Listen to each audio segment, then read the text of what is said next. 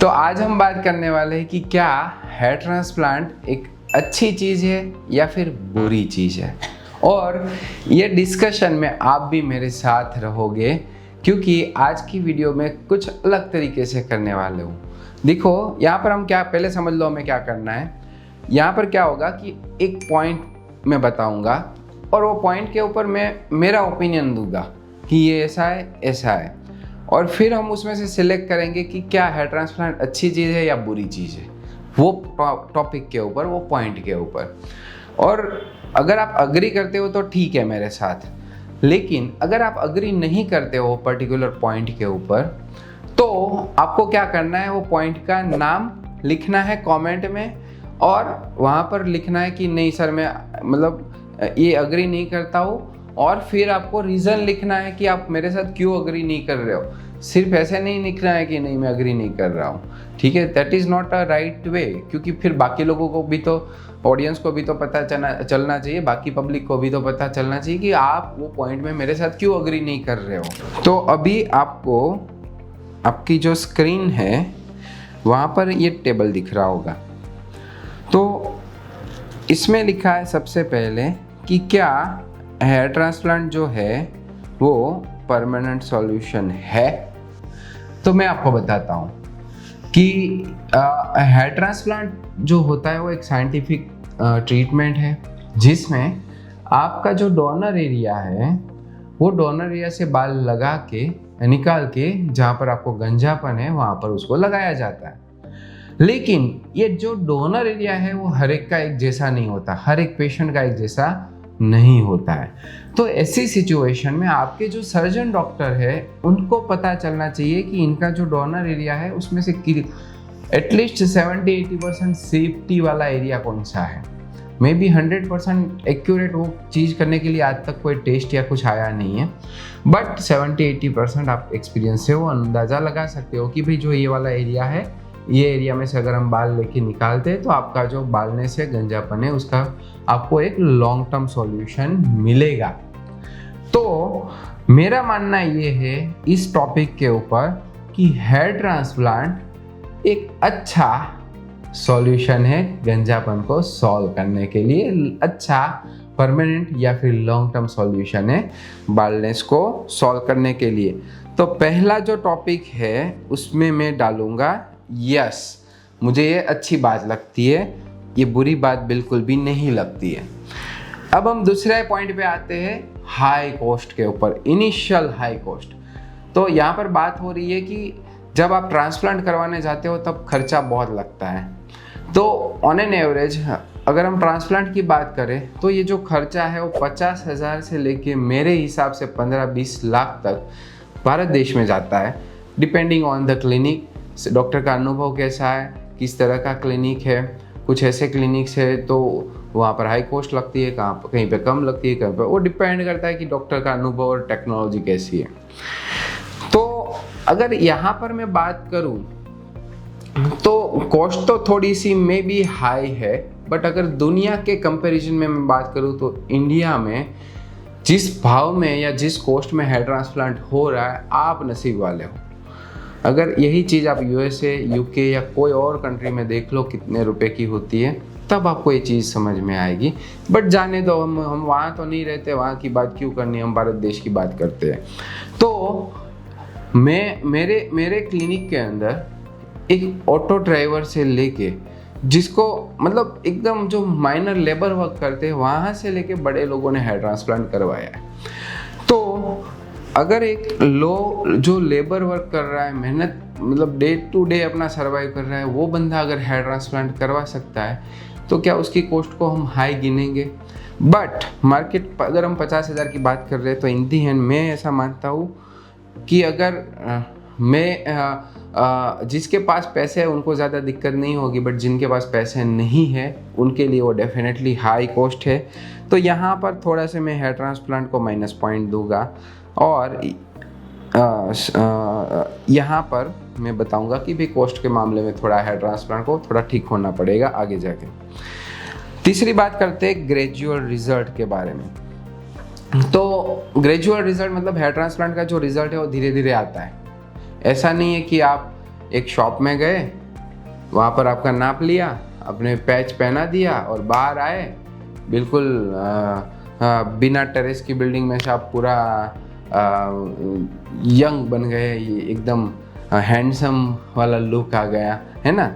तो hair transplant में तो ऐसा नहीं होता। हेयर ट्रांसप्लांट में तो वेट करना पड़ता है, मे बी 8 से 12 महीने तक का वेट करना पड़ता है। तो इस पॉइंट की अगर हम बात करें तो हेयर ट्रांसप्लांट का पॉइंट कटेगा और हेयर ट्रांसप्लांट का बुरा पॉइंट बढ़ेगा। बट ऑब्वियसली 8 से 12 महीने के बाद तो रिजल्ट आने वाला है ना, तो वो तो लॉन्ग टर्म फिर आगे जाके फिर आपको हेल्प ही करने वाला है।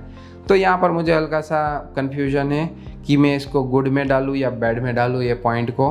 तो मे बी आप मुझे कमेंट करके बता सकते हो कि भाई क्या इंतज़ार करना अच्छी बात है, क्या धीरज का फल मीठा होता है। तो आप मुझे कमेंट करके बताइए इसको आप गुड। मैंने मेरा अपना ओपिनियन डाला है कि क्या काश हेयर ट्रांसप्लांट का रिजल्ट आज मेरे पास कोई आता है और मैं आज ही उसको दे पाता। इसलिए चौथा है पॉसिबिलिटी ऑफ स्कारिंग, कि भाई निशान पड़ने के चांसेस होते हैं हेयर ट्रांसप्लांट प्रोसीजर के बाद। तो यस, यहाँ पर निशान पड़ सकते हैं, बट कितने पड़ सकते हैं, कैसे पड़ सकते हैं, कितने बड़े पड़ सकते हैं, ये डिपेंड करता है आपके डॉक्टर और टेक्नोलॉजी के ऊपर कि आपका प्रोसीजर कैसे हुआ है।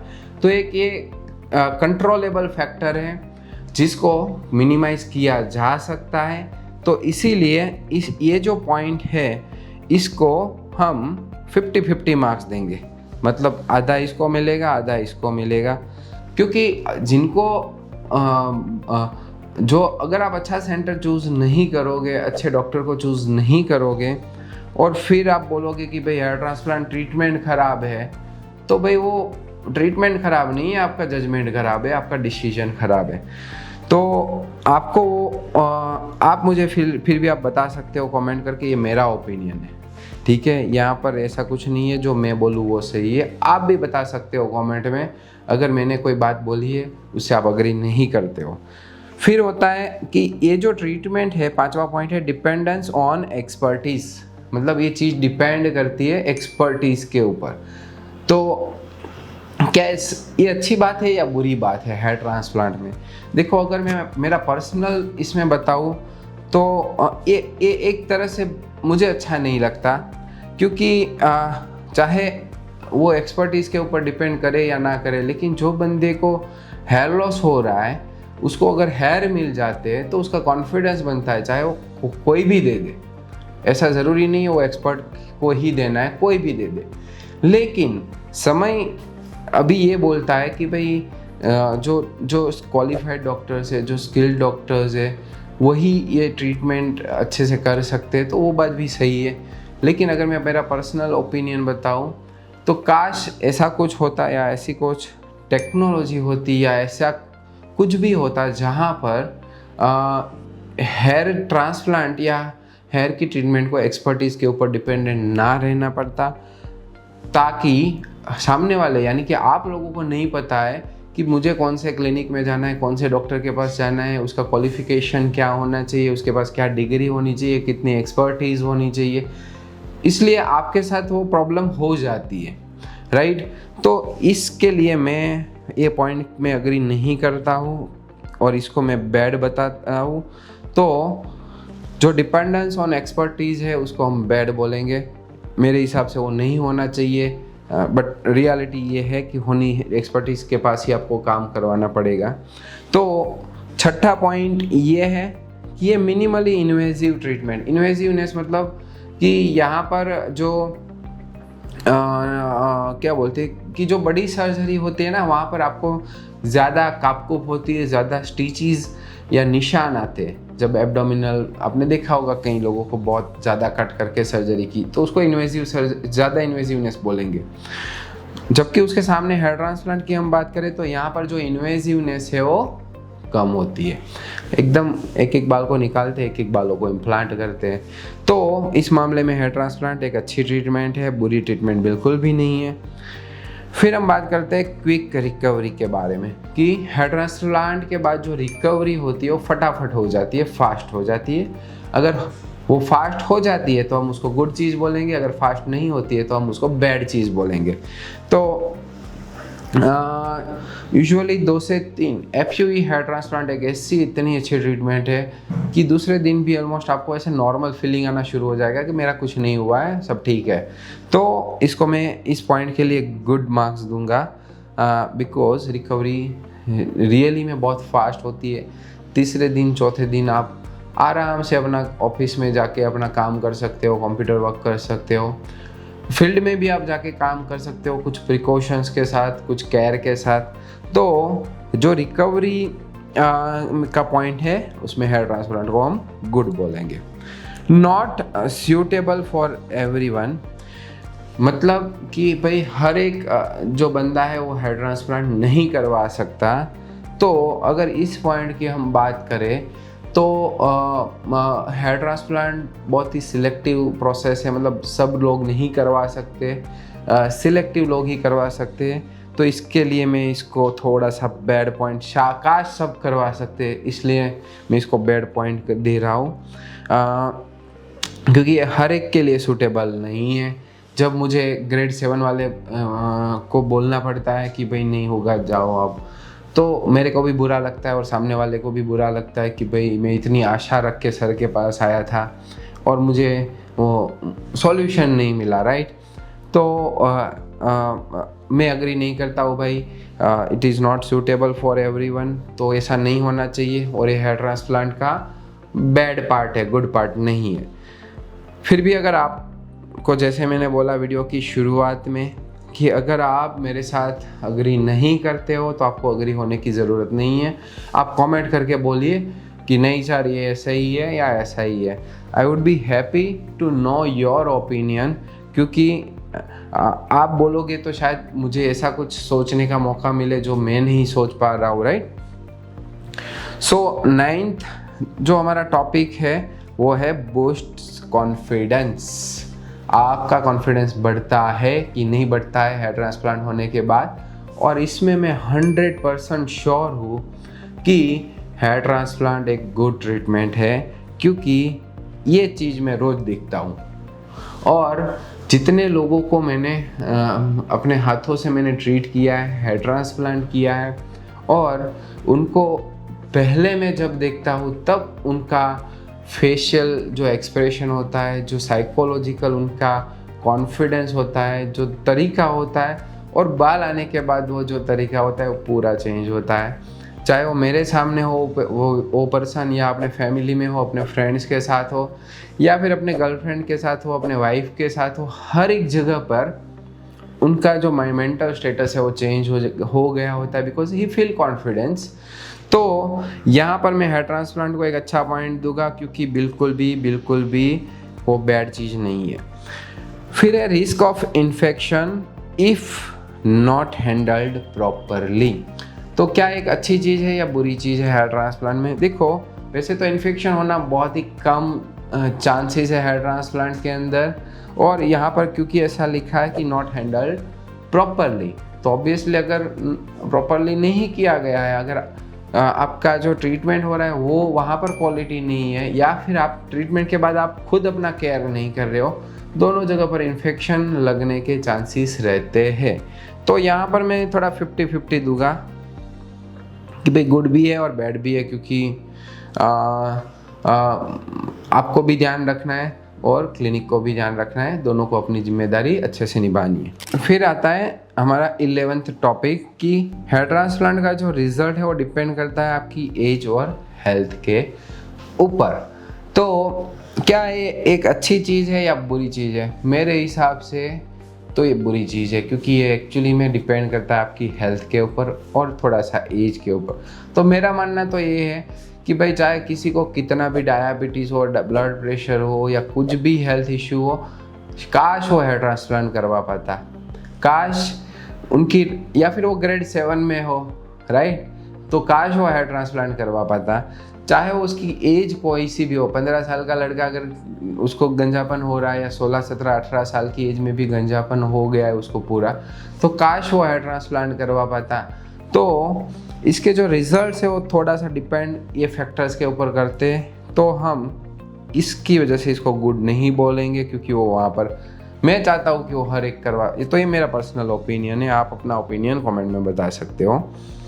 पॉसिबिलिटी ऑफ स्कारिंग कि स्कारिंग वाली तो बात થઈ ને, 2 વાર કેમ આવ્યું?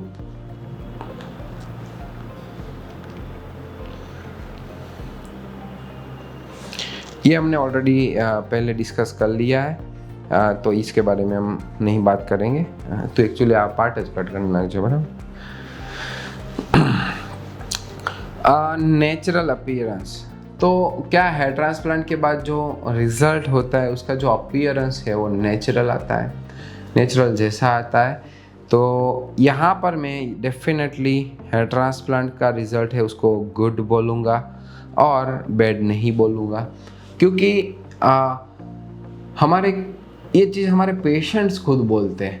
जब मैं उनको नेचुरल रिज़ल्ट हम किसको बोलेंगे, जब सामने वाला इस चीज़ को आइडेंटिफाई ना कर पाए कि भाई उसको पता ही नहीं चलना चाहिए कि ये गंजा था और उसका ट्रांसप्लांट हो गया और ये बाल आ गए उसके, तो उसको हम नेचुरल गिनते हैं, राइट। और जब मैं हमारे पेशेंट को 6-8 महीने बाद एक क्वेश्चन पूछता हूँ तब उनका यही आंसर होता है कि नहीं सर, किसी को पता नहीं चल रहा है क्या हुआ है, कैसे हुआ है। सिर्फ उनके फैमिली फ्रेंड्स को मालूम होता है जिनको पता था कि भाई इसको पहले बाल नहीं थे। तो नेचुरल के लिए मैं हेयर ट्रांसप्लांट को गुड ये दूंगा।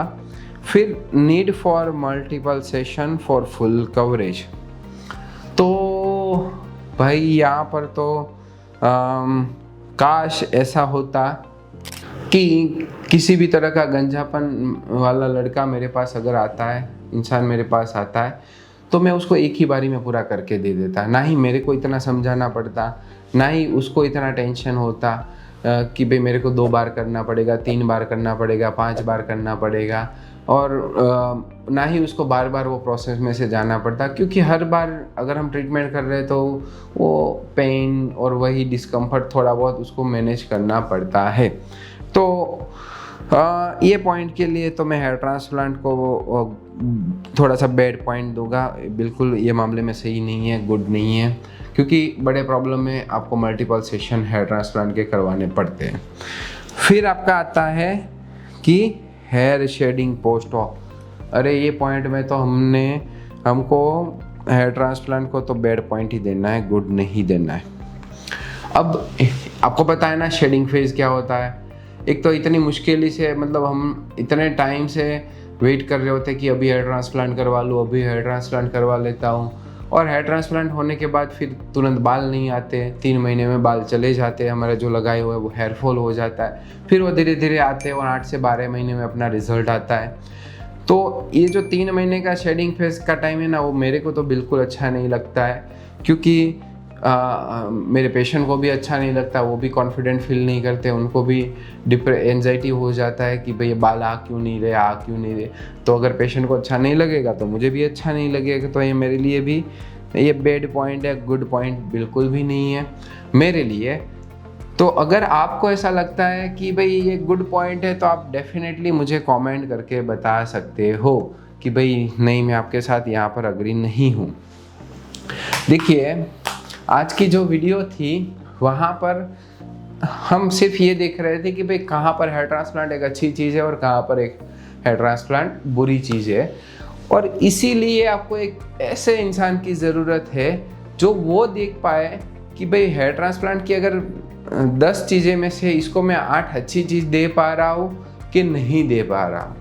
अगर मैं 8 अच्छी चीज़ दे पा रहा हूँ और उसके साथ 2 बुरी चीज़ आ रही है तो ठीक है, मैनेज कर सकते हैं, है ना। और इसीलिए आपको एक ऐसे एक्सपर्ट पर्सन की ज़रूरत है जो आपसे अच्छे से बात करे, आपकी प्रॉब्लम को समझे कि भाई कितना प्रॉब्लम है, कितना बड़ा है, कितना बड़ा हो सकता है, किस चीज़ की इसको ज़रूरत है, और आपको एक ऐसा सॉल्यूशन दे जो एक टाइम बाउंडिंग हो कि भाई नहीं, इतने टाइम में अपने को इतना हो ही जाएगा, अपने को इतना मिल ही जाएगा। तो उससे क्या होता है कि आपका टाइम, एनर्जी और आपका जो पैसा है वो बचता है। वरना क्या होता है कि बाकी लोग ये ऑयल लगाएंगे, वो शैम्पू यूज़ करेंगे, बाबा का ऑयल लगाएंगे, आदिवासी का कुछ लगा लेंगे, तो इसमें वो अपना टाइम वेस्ट करते हैं। पैसा तो बिगाड़ ही रहे हैं बट टाइम भी बिगाड़ रहे हैं, जिसकी वजह से प्रॉब्लम बड़ी हो जाती है, अनट्रीटेबल हो जाती है, और वो हेयर ट्रांसप्लांट को उसके लिए बेड बनाती है, बेड कैंडिडेट बनाती है। तो ऐसा ना हो। और अगर आपको मेरी बात समझ में आ रही है तो मैंने नीचे एक डिस्क्रिप्शन में लिंक रखा है जहाँ से आप मेरे साथ डायरेक्ट 1-to-1 बात कर सकते हो, और इसकी वजह से आपको नहीं अंदाज़ा कि आपकी प्रॉब्लम कितनी जल्दी और कितने अच्छे तरीके से सॉल्व हो सकती है। तो आप डेफिनेटली वो चीज़ ट्राई करके देखिए। और अगर आपको ऐसा लगता है कि नहीं अभी मैं इतना कोई सीरियस हूँ नहीं, मैं तो ऐसे ही बस सब चल रहा है मेरा रिसर्च और मुझे सिर्फ इन्फॉर्मेशन चाहिए, तो वहाँ पर हमने एक फ्री असेसमेंट का लिंक भी रखा हुआ है। आप वहाँ पर जाके भी हमारी टीम के और हमारे एक्सपर्ट के साथ बात कर सकते हो, जो आपको गाइड करेंगे कि आपको आगे फ्यूचर में आपके पास क्या क्या ऑप्शन है।